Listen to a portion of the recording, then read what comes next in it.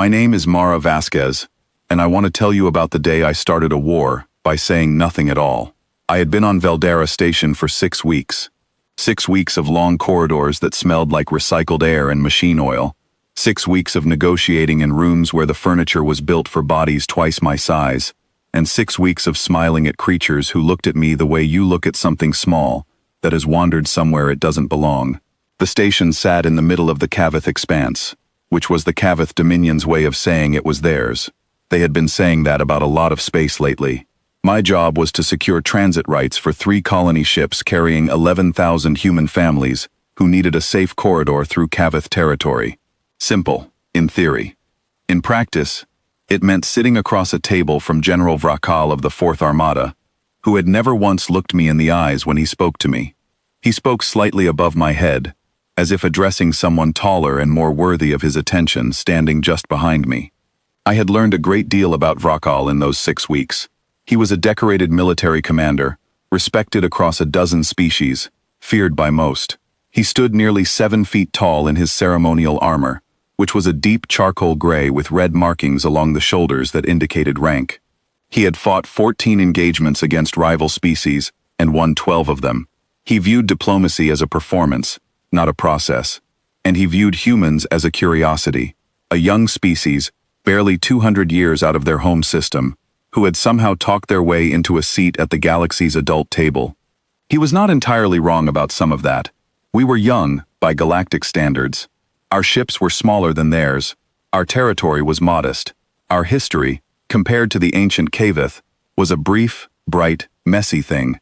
But he had made the mistake that almost every species made when they met us for the first time. He had confused our size with our significance. That morning, the morning everything changed, I had come to the session with a revised proposal. I had worked on it for 3 nights straight, cross-referencing Kaveth trade law, human colonial needs, and the economic concerns the Dominion had raised in previous sessions. It was a fair proposal. Better than fair. It offered the Kaveth a transit tax, a formal acknowledgement of their territorial claims, and a 10-year non-expansion clause from any human colony within the agreed corridor. I had given them nearly everything they wanted, while preserving the one thing we needed, a safe road for 11,000 families. The conference hall was enormous and cold. 12 species were represented that day, seated around a table that curved like a crescent moon. There were the Threnai, thin and tall and very old, who had been mapping the stars when humans were still learning to write. The Ossic, compact and quiet, with large dark eyes that blinked slowly. The Velhari, who moved in pairs and communicated in vibrations the rest of us could barely detect, and 7 others, all watching, all calculating. There were cameras too. Diplomatic sessions of this scale were broadcast across species networks. What happened in that room was not private. It was record. It was history. I laid out my revised proposal clearly, and without rushing. I had practiced the Kaveth phrasing for the key terms, so there would be no room for misunderstanding. When I finished, 2 of the minor delegations leaned toward each other in quiet conversation. The Threnai ambassador, an ancient creature named something I could not pronounce, whom I called Elder Mira in my head, went still in a way that I had come to understand meant she was paying close attention. The room had shifted. Something had moved. And then, Vrakal stood up. He did not respond to the proposal. He did not look at the documents. He walked slowly around the length of the curved table, and every eye in the room followed him, because when a creature that size moves with that kind of deliberate calm, you watch. He came to a stop directly behind me. I heard him. I felt the displacement of air as he came close. Then he struck me across the face with an open hand. The sound was sharp and flat, like a door slamming. My head turned with the force of it. My ear rang. The left side of my face went hot. My vision blurred for a single second, and then it cleared. The room was absolutely silent. In Kavith culture, I knew, striking an envoy without drawing blood was a specific act. It was not an attack. It was a dismissal. It was the gesture you used to say that someone was so far beneath formal engagement that they did not even deserve the dignity of real violence. It was meant to humiliate. It was meant to be seen. It was being seen. By 12 species. By every camera in the room. By every network that was broadcasting the session across the expanse. I want to tell you what I felt in that moment, because I think it matters. I was furious. Not the hot, fast kind of fury that makes you shout, the other kind. The cold kind that moves in behind your eyes and makes everything very quiet and very clear. The kind that, if you are not careful, you will spend the rest of your life feeding. My mother was a dock worker. She used to tell me that the most important thing she ever learned on the job was the difference between a reaction and a response. A reaction is what your body does before your mind catches up. A response is a choice. I sat completely still. I did not reach for my face. I did not push back my chair. I did not look up at him. I picked up my stylus. I gathered my documents into a neat stack. I stood up slowly, the way you stand up when you have nowhere in particular to be, and then I looked around the table. Not at Vrakal, at the room. I made eye contact with every delegation, one by one, long enough to be certain. Long enough that each of them understood I was not looking at them in desperation. I was looking at them as witnesses. I was making sure they understood that they had just seen something, and that I had seen them see it. When I had gone all the way around the table, I turned to Vrakal. He was watching me with something close to amusement. His aides were smiling. He had expected tears, or shouting, or the desperate composure of someone barely holding together. Humans were emotional, after all. Everyone knew that. We wrote poetry and kept pets, and called each other across impossible distances, just to say we were thinking of each other. We were soft. We broke. I looked at him for exactly 3 seconds.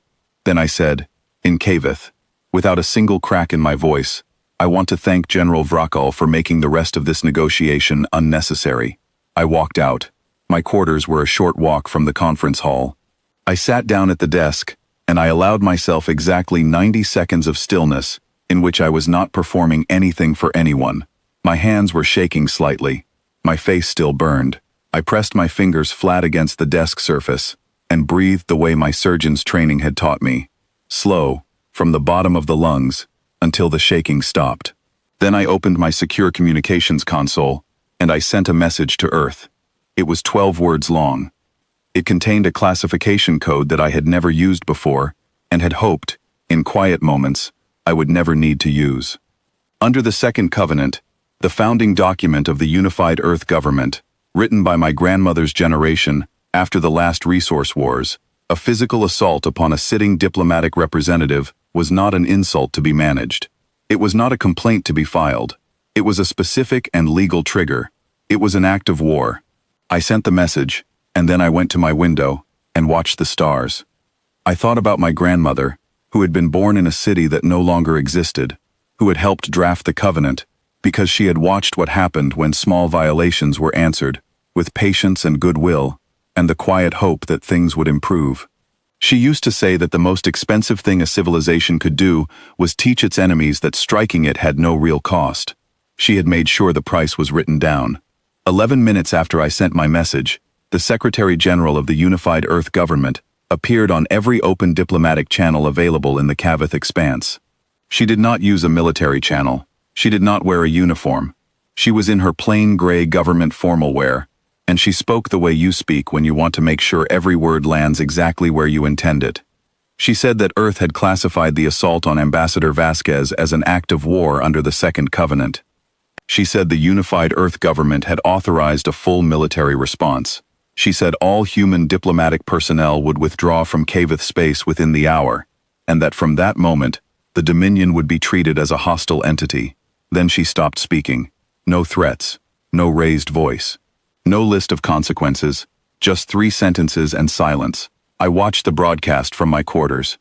I watched it the same way I imagined the 12 delegations in that conference hall were watching it, with a very specific kind of attention that you give to something you did not expect. I should explain something about humanity that most other species had not quite grasped at that point. We were young, by galactic standards. But young is not the same as small, and small is not the same as weak, and weak is not the same as safe to push. Humans had been at war, in some form, for most of recorded history, not because we were violent by nature, though we had been, once, but because we lived in a world that required us to be ready. We had spent thousands of years learning what happens when you put down your defenses. We had written those lessons in a language that never faded, in names on walls, in mass graves that had become parks, in cities rebuilt over ruins.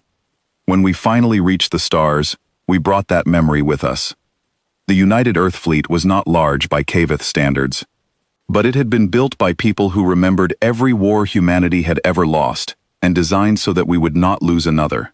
Our colony ships were dual use. The same engines that carried families across the dark could be reconfigured within 3 days.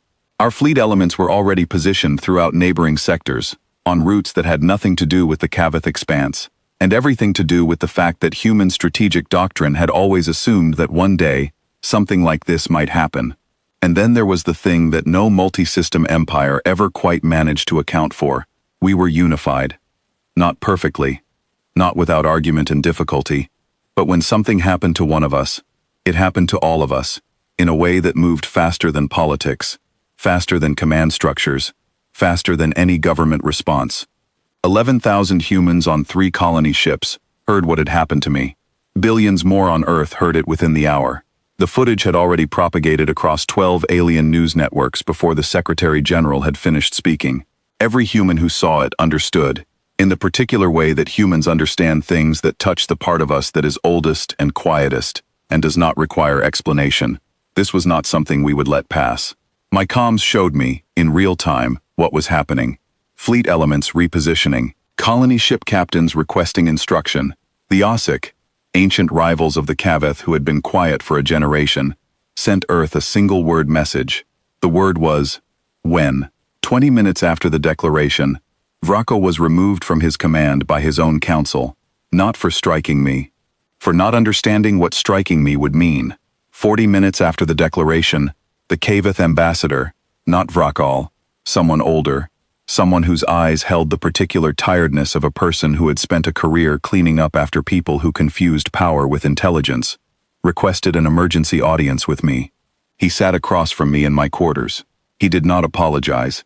He told me that the Dominion wished to discuss terms for de-escalation. I opened my documents. The same revised proposal I had brought to the session that morning. I slid it across the desk. These terms, I said, plus a formal public statement, broadcast on every channel that carried the original footage, acknowledging that Earth's representatives hold the same standing as any other species in diplomatic proceedings. He looked at the documents for a long time. And if we agree to this, he said quietly, the fleet movements stop? We go back to being neighbors, I said. He looked up at me. And if we don't agree? I folded my hands on the desk. I kept my voice level, and my eyes steady, the way I had learned to do in operating rooms, when everything was going wrong, and the only useful thing I could offer was calm. Then you find out whether your intelligence assessments of human military capability were accurate, I said. My people have always found that question very clarifying. He agreed to the terms. The formal signing took place 2 days later in the same conference hall where it had all begun. The Threnai elder sat through the entire ceremony in that particular stillness of hers. When it was over, she waited until the other delegations had filed out, and then she walked to where I was standing, and she looked at me for a long moment with her pale, ancient eyes. I have attended 412 diplomatic sessions in my life, she said. I have never seen anyone do what you did. I just waited, I said. She made a small sound that might have been a laugh. That is the part none of us expected, she said. Every species in that room was waiting to see what a human would do when struck in front of an audience. We expected rage. We expected grief. We expected performance. She paused. We did not expect patience that had teeth in it. I thought about my grandmother. I thought about my mother on the docks. I thought about 11,000 families in 3 colony ships, now moving safely through a corridor that was finally, legally, theirs to use. We've had a lot of practice, I said. She nodded, slowly, the way the very old nod when something has confirmed something they suspected for a long time. Then she walked away. I stayed at the window for a while. The stars outside were the same stars they had always been, cold and numerous and entirely indifferent to what happened between the small warm creatures moving through the dark between them. But we were out here. We were moving. We were remembering. That, I thought, was probably enough.